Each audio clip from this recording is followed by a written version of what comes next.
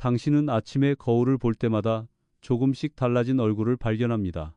예전보다 주름이 깊어지고 피부가 푸석푸석해 보이며 무릎이나 허리가 뻣뻣해지는 느낌도 더 자주 듭니다. 나이가 들면 자연스러운 현상이라고 생각하지만 사실 그 뒤에는 하나의 공통된 비밀이 숨어 있습니다. 바로 콜라겐입니다. 많은 분들이 콜라겐을 단순히 피부 미용을 위한 영양소로만 알고 계십니다. 광고에서 흔히 말하는 피부 탱탱함을 떠올리실 겁니다. 하지만 실제로 콜라겐은 피부뿐 아니라 관절, 뼈, 혈관, 심지어 장기 구조까지 지탱하는 중요한 단백질입니다. 우리 몸 단백질의 30%를 차지할 정도로 풍부하고 일종의 접착제처럼 세포와 조직을 이어주는 역할을 합니다. 흥미로운 사실은 20대 후반부터 콜라겐이 서서히 줄어들기 시작한다는 점입니다. 60세가 넘어가면 남은 양이 절반 이하로 떨어지며 이때부터 노화가 급격히 눈에 띄게 됩니다. 피부에 주름이 깊어지고 관절이 뻣뻣해지고 심지어 치아를 지탱하는 잇몸도 약해집니다. 결국 콜라겐은 단순한 미용 성분이 아니라 삶의 질을 좌우하는 기본 재료라고 할 수 있습니다. 제가 진료실에서 만나는 어르신들 중 상당수가 같은 이야기를 하십니다. 예전에는 하루 종일 걸어도 괜찮았는데 이제는 조금만 걸어도 무릎이 시큰거려요. 또 어떤 분은 피부가 얇아져서 작은 상처도 잘 안 아물어요 라고 말씀하시죠. 이 모든 현상 뒤에는 콜라겐의 감소가 깊이 관련되어 있습니다. 그러나 여기서 중요한 진실 하나를 알려드리겠습니다. 콜라겐은 줄어드는 것을 완전히 막을 수는 없지만 생활 습관과 올바른 보충을 통해 속도를 늦추고 심지어 어느 정도는 회복할 수도 있습니다. 많은 분들이 단순히 화장품만으로 해결하려 하지만 피부 속 구조를 지탱하는 콜라겐은 안에서부터 채워져야 합니다. 이 영상이 도움이 되셨다면 구독과 좋아요 눌러주세요. 작은 실천이 건강을 바꿀 수 있습니다. 오늘은 콜라겐이 어떻게 피부와 관절을 지켜주는지 그리고 어떤 습관과 음식이 도움되는지를 차근차근 풀어드리겠습니다. 이제 본격적으로 왜 60세 이후 피부가 급격히 늙는지를 이야기해 보겠습니다. 60세를 지나면서 피부가 갑자기 늙어 보이는 이유가 무엇일까요? 거울을 보면 어느 날 갑자기 주름이 깊어진 것 같고 탄력이 사라진 듯 피부가 늘어져 보입니다. 하지만 이런 변화는 하루아침에 생기는 것이 아닙니다. 수십 년에 걸쳐 서서히 줄어든 콜라겐이 임계점을 지나면서 눈에 띄게 드러나는 것입니다. 콜라겐은 피부의 진피층에서 그물망처럼 엮여 있어 피부를 당겨주고 탄력을 유지하게 만듭니다. 그런데 나이가 들면서 이 그물망이 느슨해지고 끊어지기 시작합니다. 피부 속 수분도 잡아주지 못해 건조해지고 결국 주름이 선명해집니다. 이는 단순히 겉모습의 문제만이 아니라 피부가 상처에 취약해지고 회복 속도가 느려진다는 의미이기도 합니다. 임상적으로 보면 60세 이후에는 콜라겐 합성 속도가 분해 속도를 따라가지 못합니다. 그래서 피부가 얇아지고 손등에 핏줄이 도드라져 보이거나 얼굴 피부가 처지는 현상이 나타납니다. 어떤 분들은 비싼 화장품을 써도 효과가 없다고 말씀하시는데 이는 피부 겉에서 보충하는 것만으로는 부족하기 때문입니다. 진피층 자체의 구조가 무너지고 있기 때문이죠. 여기서 흥미로운 점 하나가 있습니다. 같은 60세라도 어떤 분은 피부가 탱탱하고 어떤 분은 훨씬 늙어 보입니다. 유전적인 영향도 있지만 더 큰 차이를 만드는 것은 생활 습관입니다. 햇빛 노출이 많았던 분, 흡연을 오래 하신 분, 단백질 섭취가 부족했던 분들은 콜라겐 소모가 훨씬 빠릅니다. 반대로 꾸준히 운동을 하고 단백질과 비타민을 충분히 챙기신 분들은 피부가 상대적으로 건강합니다. 학계에서도 의견이 분분합니다. 일부 연구에서는 경구 콜라겐 보충제가 피부 두께를 늘리고 주름을 완화시킨다는 결과가 나옵니다. 반면 콜라겐은 소화되면 결국 아미노산이 된다. 특별한 효과가 없다고 주장하는 학자들도 있습니다. 진실은 그 중간에 있습니다. 콜라겐을 보충한다고 해서 20대 피부로 돌아가는 것은 불가능하지만 필요한 아미노산을 충분히 공급해 합성을 돕는 것은 분명 도움이 됩니다. 제가 진료했던 한 65세 여성 환자분은 얼굴이 너무 건조해져서 겨울마다 가렵고 트여요 라고 호소하셨습니다. 알고 보니 하루에 커피만 여러 잔 드시고 물을 거의 드시지 않았습니다. 단백질 섭취도 부족했죠. 수분 섭취를 늘리고 단백질과 함께 콜라겐을 챙기도록 생활 습관을 바꾼 후 6개월 만에 피부 상태가 한결 나아졌습니다.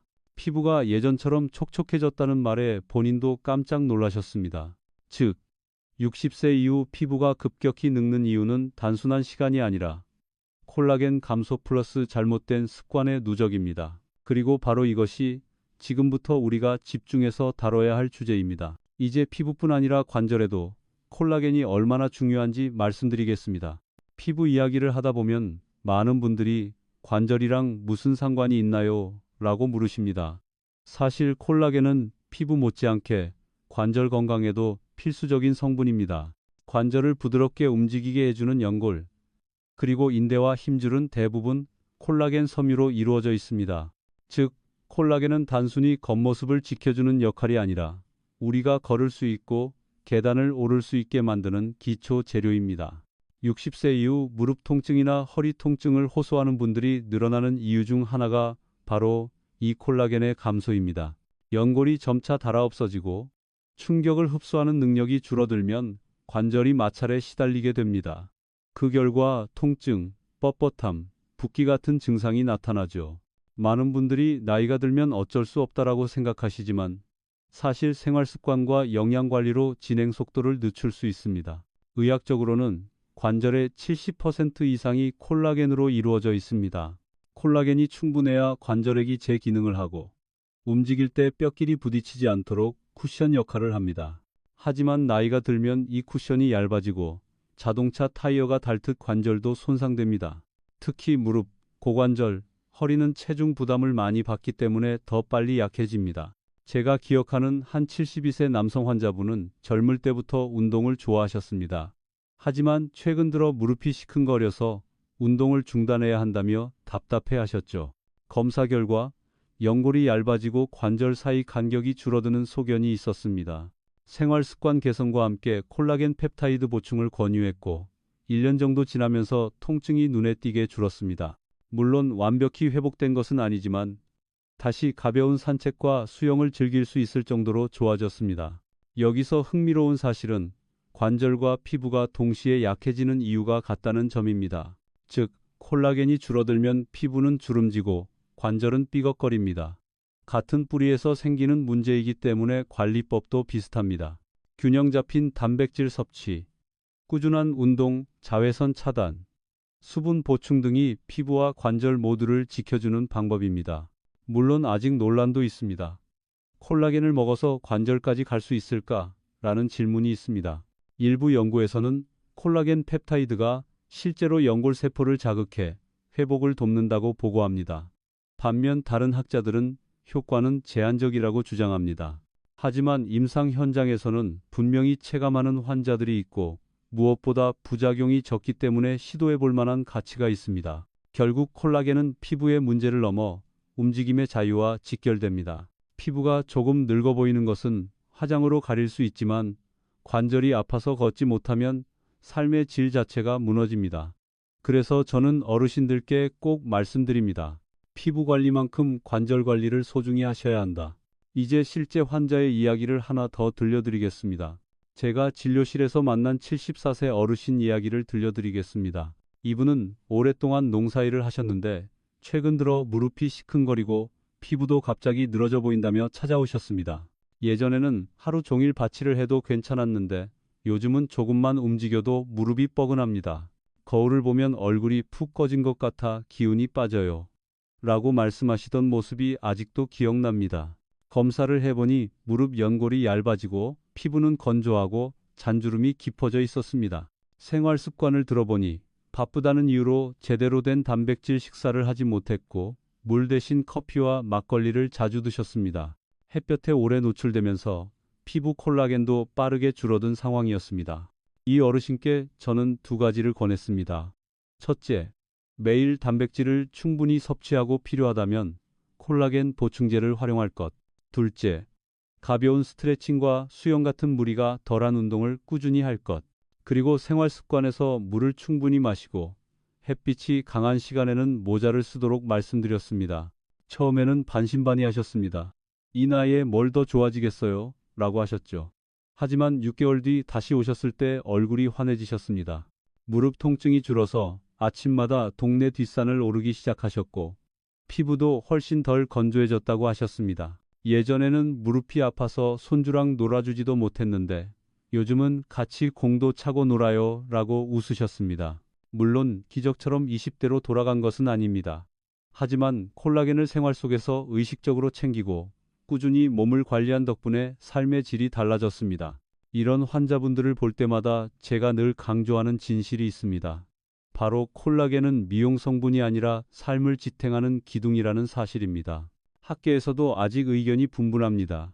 어떤 연구는 콜라겐 섭취가 실제로 연골세포를 자극한다고 말하고 또 다른 연구는 효과가 제한적이라고 주장합니다. 하지만 환자분들의 변화를 직접 보면서 저는 한 가지를 확신합니다.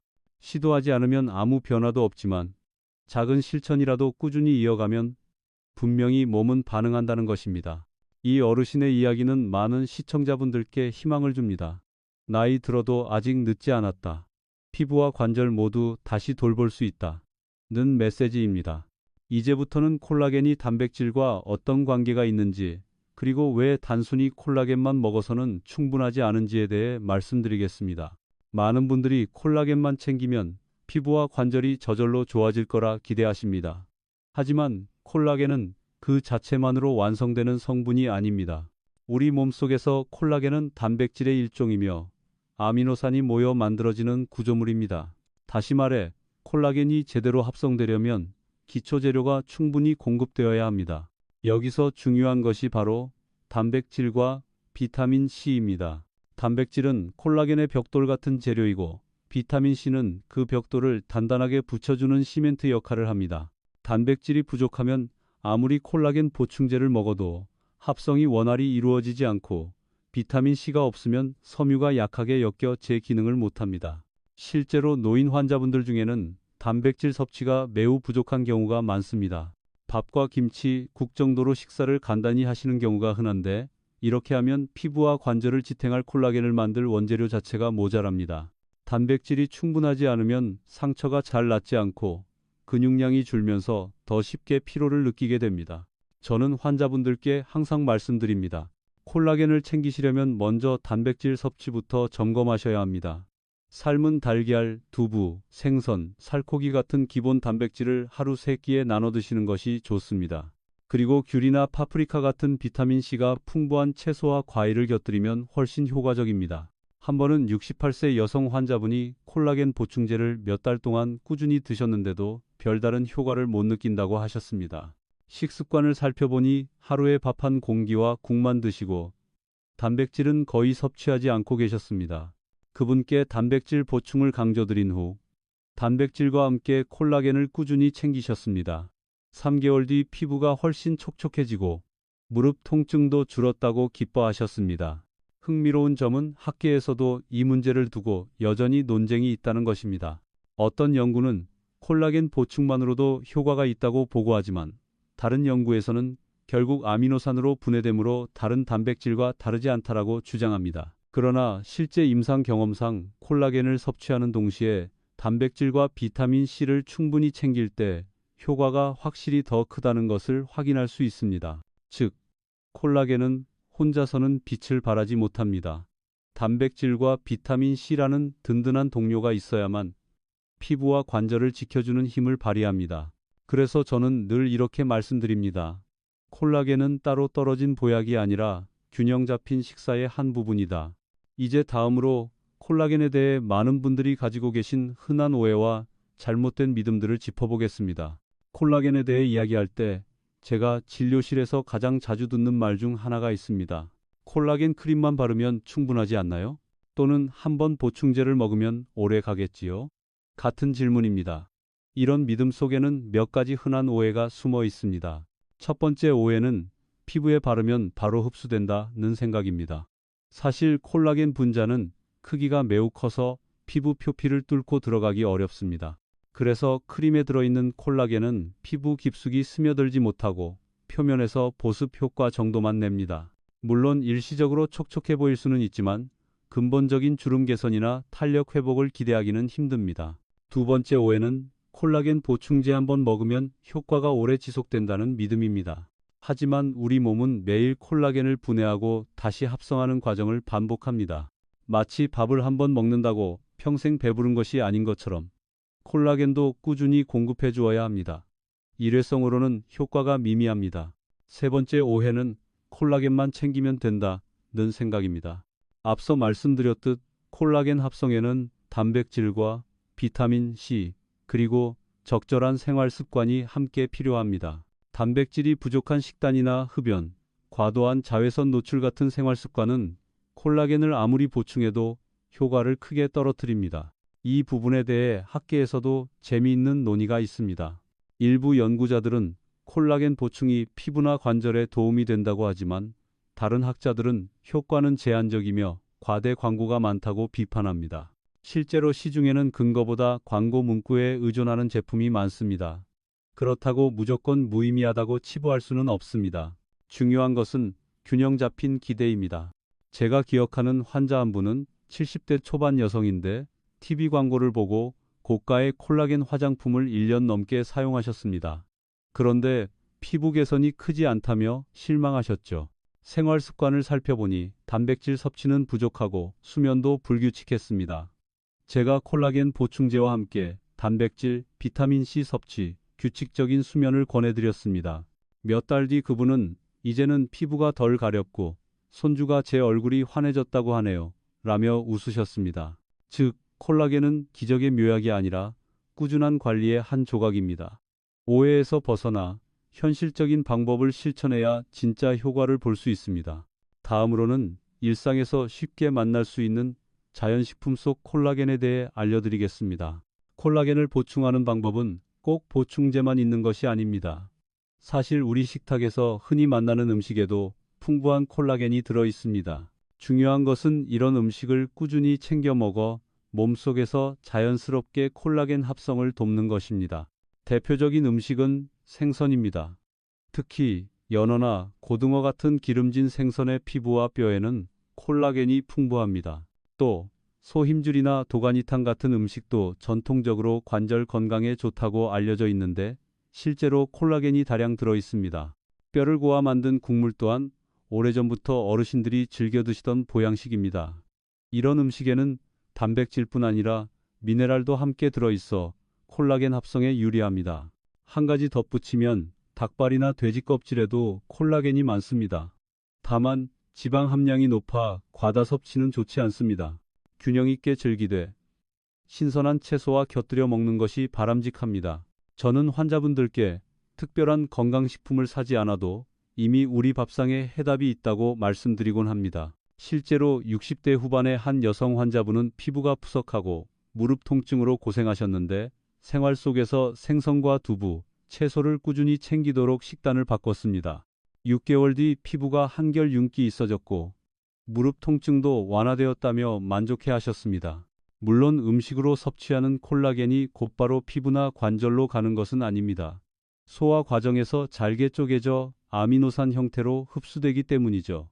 하지만 중요한 점은 이 아미노산이 다시 몸속에서 콜라겐 합성 재료로 활용된다는 사실입니다.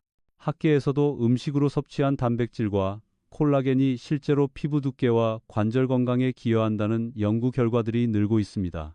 여기서 기억할 점은 다양성입니다. 한 가지 음식만 고집하기보다는 생선, 살코기, 두부, 뼈, 국물 등 여러 식품을 고르게 섭취하는 것이 좋습니다. 그리고 비타민C가 풍부한 채소와 과일을 곁들여야 합성이 원활히 이루어집니다. 즉, 콜라겐은 우리 밥상 위에 이미 있습니다. 문제는 우리가 그것을 인식하지 못하고 흘려보낸다는 것입니다. 조금만 의식해서 식단을 관리하면 피부와 관절은 훨씬 건강해질 수 있습니다. 이제부터는 이런 음식과 더불어 생활 습관이 어떻게 콜라겐을 지켜주는지 이야기해 드리겠습니다. 콜라겐을 지키는 방법은 음식만으로 끝나지 않습니다. 매일의 작은 생활 습관이 콜라겐을 보호하고 때로는 빠르게 소모시키기도 합니다. 60세 이후 피부와 관절을 건강하게 유지하려면 어떻게 먹을까 못지않게 어떻게 살까가 중요합니다. 가장 먼저 말씀드리고 싶은 것은 수면입니다. 깊은 잠을 자는 동안 성장 호르몬이 분비되고 이 호르몬이 콜라겐 합성을 도와줍니다. 반대로 수면이 부족하면 피부가 푸석해지고 관절 회복도 늦어집니다.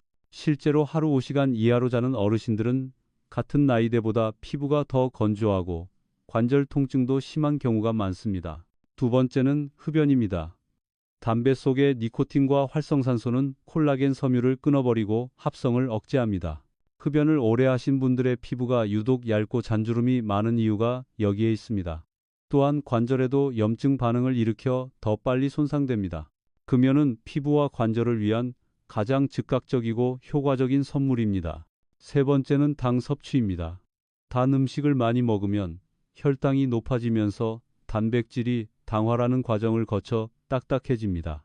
이렇게 변형된 단백질은 콜라겐의 탄성을 떨어뜨려 피부가 쉽게 주름지고 관절도 뻣뻣해집니다. 그래서 저는 어르신들께 콜라겐을 지키는 최고의 피부 관리법은 설탕 줄이기라고 말씀드리곤 합니다. 네 번째는 자외선입니다. 햇빛에 오래 노출되면 피부 속 콜라겐이 급속히 파괴됩니다. 농사일이나 등산을 자주 하시는 분들이 얼굴 주름이 더 깊은 이유가 바로 이 때문입니다. 자외선을 완전히 피할 수는 없지만 모자나 양산을 활용하고 낮 12시, 이시 강한 햇빛은 피하는 것이 좋습니다. 실제로 66세 여성 환자분이 있었습니다. 늘 늦게 주무시고 단 음식을 즐겨 드셨으며 햇볕 차단도 거의 하지 않으셨습니다. 결과적으로 피부 주름이 또래보다 훨씬 심했고 무릎 통증도 잦았습니다. 생활 습관을 조금씩 바꾸도록 지도한 후 1년이 지나면서 피부가 눈에 띄게 건강해지고 관절 통증도 덜해졌습니다. 본인께서 이제야 몸이 저를 도와주는 것 같아요 라고 말씀하시던 순간이 기억납니다. 흥미롭게도 학계에서는 콜라겐 보충제의 효과에 대해 논쟁이 많지만 생활 습관이 콜라겐을 파괴하는 것은 모두가 동의합니다. 즉, 보충제를 먹을지 말지는 선택이지만 좋은 생활 습관은 선택이 아니라 필수입니다. 정리하자면 충분한 수면, 금연, 당 줄이기, 자외선 차단. 이 네 가지는 피부와 관절 콜라겐을 오래 지켜주는 가장 확실한 습관입니다. 이제 콜라겐에 대한 의학적 견해 차이와 연구 논쟁에 대해 좀 더 구체적으로 말씀드리겠습니다. 콜라겐에 대한 연구는 오랫동안 이어져 왔지만 여전히 논쟁이 많습니다. 시청자분들께서도 도대체 콜라겐 보충제가 정말 효과가 있나요? 라는 질문을 자주 하십니다. 결론부터 말씀드리면 완전한 합의는 아직 없습니다. 일부 연구에서는 경구 콜라겐 보충제가 실제로 피부 두께를 늘리고 주름을 완화시킨다고 보고합니다. 특히 저분자 콜라겐 펩타이드 형태는 흡수율이 높아 피부와 관절 세포를 자극할 수 있다고 합니다.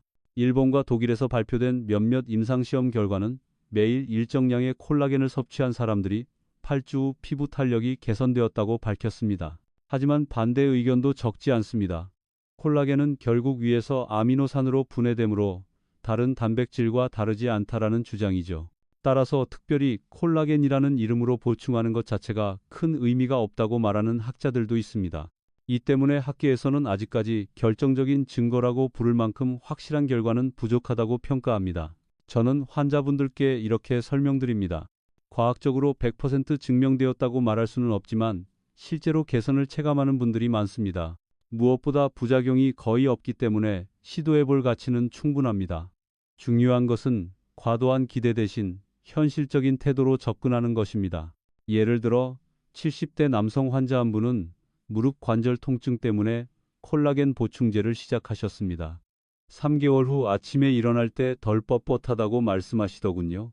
하지만 완전히 통증이 사라진 것은 아니었습니다. 즉, 보충제가 병을 치료하는 약은 아니지만 삶의 불편을 완화시키는 보조 역할은 할 수 있다는 것입니다. 또 다른 환자분은 피부 개선을 기대하며 시작했는데 4개월 뒤 피부가 촉촉해져 화장이 잘 먹는다고 표현하셨습니다. 그러나 모든 분들이 동일한 효과를 보는 것은 아니었습니다. 일부는 거의 차이를 느끼지 못한다고도 말씀하셨죠. 이처럼 콜라겐의 효과는 개인차가 크고 연구 결과도 아직 분분합니다. 하지만 제가 강조하고 싶은 점은 논란이 있다는 사실 자체가 나쁘지 않다는 겁니다. 이는 오히려 학계가 더 깊이 연구하고 있다는 의미이고 앞으로 더 정확한 해답이 나올 가능성이 크다는 뜻입니다. 결국 콜라겐 보충은 만병통치약이 아니라 생활습관 관리와 함께하는 하나의 보조도구로 보는 것이 현명합니다. 그렇다면 만약 보충제를 선택한다면 어떻게 하면 좋은 제품을 고를 수 있을까요? 이제 그 부분을 말씀드리겠습니다. 콜라겐 보충제를 선택할 때 가장 중요한 것은 품질입니다. 시중에는 수많은 제품이 있고 광고 문구는 화려하지만 실제 효과와는 거리가 있는 경우가 많습니다. 그렇다면 어떤 기준으로 고르면 좋을까요? 첫째, 분자 크기와 흡수율을 확인해야 합니다. 일반 콜라겐은 분자가 커서 소화 과정에서 잘 흡수되지 못합니다. 반면 저분자 콜라겐 펩타이드라고 표시된 제품은 분자가 잘게 쪼개져 흡수가 상대적으로 용이합니다. 임상 연구도 주로 이 형태를 대상으로 진행되었습니다. 둘째, 원료의 출처를 살펴보는 것이 중요합니다. 어류 PC에서 추출한 콜라겐은 상대적으로 알레르기 위험이 낮고 돼지나 소에서 얻은 콜라겐보다 가볍게 느껴지는 경우가 많습니다. 물론 개인마다 차이는 있습니다. 알레르기 이력이 있다면 반드시 성분을 꼼꼼히 확인해야 합니다. 셋째, 첨가물 여부입니다. 일부 제품은 맛을 내기 위해 당분이나 인공향을 과도하게 넣습니다. 이런 제품은 오히려 건강에 부담이 될 수 있습니다. 달콤하고 마시기 편하다는 이유만으로 고르기보다는 성분표를 꼼꼼히 살펴보는 습관이 필요합니다. 넷째, 함께 들어있는 성분을 확인하는 것도 좋습니다. 앞서 말씀드렸듯 비타민C는 콜라겐 합성을 돕는 필수 요소입니다. 그래서 비타민C가 함께 포함된 제품을 고르면 더 효율적입니다. 또한 히알루론산이나 엘라스틴 같은 성분이 보조적으로 들어있으면 피부 보습에 도움이 될 수 있습니다. 다섯째, 가격과 지속 가능성입니다. 콜라겐은 단기간에 효과가 나타나는 성분이 아닙니다. 최소 2, 3개월 이상 꾸준히 섭취해야 체감할 수 있습니다. 따라서 지나치게 비싼 제품은 오히려 중도에 포기하게 만들 수 있습니다. 본인 생활에 무리 없는 범위에서 꾸준히 유지할 수 있는 제품을 고르는 것이 최선입니다. 실제로 65세 여성 환자분은 유명 연예인이 광고하는 고가의 콜라겐 제품을 섭취하다가 한 달 만에 그만두셨습니다. 너무 비싸서 도저히 못 먹겠어요 라고 하시더군요. 그 후 성분이 비슷하지만 합리적인 가격대의 제품으로 바꾸고 6개월 이상 꾸준히 드셨습니다.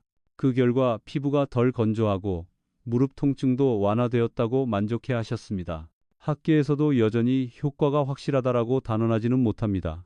하지만 품질 좋은 제품을 고르고 식습관과 생활습관을 함께 관리한다면 도움이 될 가능성이 큽니다.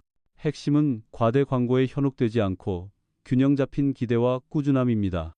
이제 콜라겐 보충제를 고르는 기준을 살펴봤으니 다음으로는 운동과 병행했을 때 효과가 왜 더 커지는지 이야기해 드리겠습니다. 콜라겐을 챙기면서 운동을 병행하면 왜 더 좋은 결과가 나타날까요? 이는 단순히 운동이 몸에 좋다는 일반적인 이유 때문이 아닙니다. 콜라겐과 운동은 서로 상승 효과를 내는 특별한 관계가 있기 때문입니다. 첫째, 운동은 혈액순환을 촉진합니다. 혈액이 잘 돌면 피부 세포와 관절 연골까지 영양분과 산소가 충분히 공급됩니다. 콜라겐을 섭취해도 혈액순환이 원활하지 않으면 제대로 전달되지 못합니다. 가벼운 걷기, 수영, 자전거 타기 같은 유산소 운동은 혈류를 개선해 콜라겐이 제 역할을 하도록 돕습니다. 둘째, 운동은 콜라겐 합성을 직접 자극합니다. 연구에 따르면 근력 운동을 할 때 미세한 자극이 근육과 뼈, 인대에 전달되며 이를 회복하는 과정에서 콜라겐 생성이 늘어납니다. 즉, 적당한 자극이 몸에 콜라겐을 더 만들어라 라는 신호를 보내는 셈입니다. 셋째, 관절 보호 효과입니다. 근육은 관절을 지탱하는 버팀목 역할을 합니다. 근육이 약해지면 관절에 무리가 가고 아무리 콜라겐을 보충해도 효과가 제한적입니다. 반대로 근육이 튼튼하면 관절 부담이 줄어들어 콜라겐의 보호 효과가 배가 됩니다. 제가 진료한 69세 여성 환자분은 손주와 놀다가 자주 무릎이 아프다고 하셨습니다. 콜라겐 보충제를 드시면서 동시에 매일 20분씩 가벼운 근력 운동을 하도록 권했습니다. 6개월 후 무릎 통증이 줄었고 피부도 한결 건강해졌습니다. 예전보다 아침에 일어날 때 몸이 가볍다는 말씀을 하셨죠. 흥미로운 점은 운동의 종류에 따라 효과가 달라진다는 것입니다. 달리기 같은 고강도 운동은 오히려 관절에 무리를 줄 수 있습니다. 반면 걷기, 요가, 수영 같은 저강도 운동은 피부와 관절 모두에 긍정적인 영향을 줍니다. 학계에서도 콜라겐 보충과 함께 꾸준한 저강도 운동이 노화 방지에 효과적이다라는 보고가 있습니다. 물론 과용은 금물입니다. 70대 환자분 중에는 과도하게 웨이트 트레이닝을 하다가 오히려 관절 손상이 심해진 경우도 있습니다. 그래서 저는 늘 말씀드립니다. 운동은 약처럼 적정량이 가장 중요하다. 정리하면 콜라겐은 단독으로는 한계가 있지만 운동과 함께할 때 비로소 빛을 발합니다. 피부와 관절 모두를 위해 콜라겐 보충과 생활 습관, 그리고 가벼운 운동을 동시에 관리하는 것이 최선입니다. 이제 마지막으로 콜라겐이 단순한 영양소가 아니라 노후의 동반자라는 점을 되새기며 따뜻한 메시지로 마무리해 드리겠습니다. 우리가 지금까지 함께 나눈 이야기를 천천히 떠올려 보십시오. 콜라겐은 단순히 피부를 탱탱하게 하는 미용 성분이 아니라 당신의 삶을 지탱하는 든든한 기둥입니다. 피부가 촉촉해야 자신 있게 웃을 수 있고 관절이 부드러워야 손주와 손잡고 산책할 수 있습니다. 결국 콜라겐은 젊음의 상징이 아니라 노후의 자유와 품위를 지켜주는 친구입니다. 어르신들께서 자주 하시는 말씀 중 하나가 있습니다. 이 나이에 무슨 소용이 있겠어. 하지만 제가 진료실에서 경험한 수많은 환자분들은 보여주셨습니다. 나이는 숫자일 뿐 생활 습관을 바꾸는 순간 몸은 다시 반응한다는 것을요. 작은 변화에도 피부는 촉촉해지고 무릎은 한결 가벼워질 수 있습니다. 눈을 감고 상상해 보십시오. 따뜻한 햇살이 비치는 아침, 거울 속에 얼굴에 미소가 번지고 무릎 통증 없이 공원 산책을 즐기는 자신을. 이 모습은 결코 멀리 있는 미래가 아닙니다. 콜라겐과 함께하는 작은 실천이 모여 만들어내는 바로 내년 이맘때의 당신입니다. 물론 콜라겐이 모든 것을 해결해주는 마법의 열쇠는 아닙니다. 하지만 균형 잡힌 식사, 충분한 수면, 가벼운 운동, 그리고 꾸준한 보충은 분명히 삶의 질을 달라지게 합니다. 이 모든 과정은 하루아침에 이루어지지 않지만 오늘 시작하면 내일은 더 나아지고 1년 뒤에는 완전히 다른 삶이 펼쳐질 수 있습니다. 제가 의사로서 또 인생 선배로서 드리고 싶은 마지막 말씀은 이것입니다. 몸은 배신하지 않는다. 지금부터라도 작은 실천을 시작하십시오. 물 한 잔을 더 마시고 햇빛을 피하며 단백질과 채소를 챙기고 가볍게 걸어보십시오. 이 작은 변화가 콜라겐을 지켜주고 피부와 관절을 지탱하는 든든한 기둥이 되어줄 것입니다. 지금 시작하시면 내년 이맘때는 전혀 다른 삶이 펼쳐질 수 있습니다. 오늘이 그 첫걸음입니다.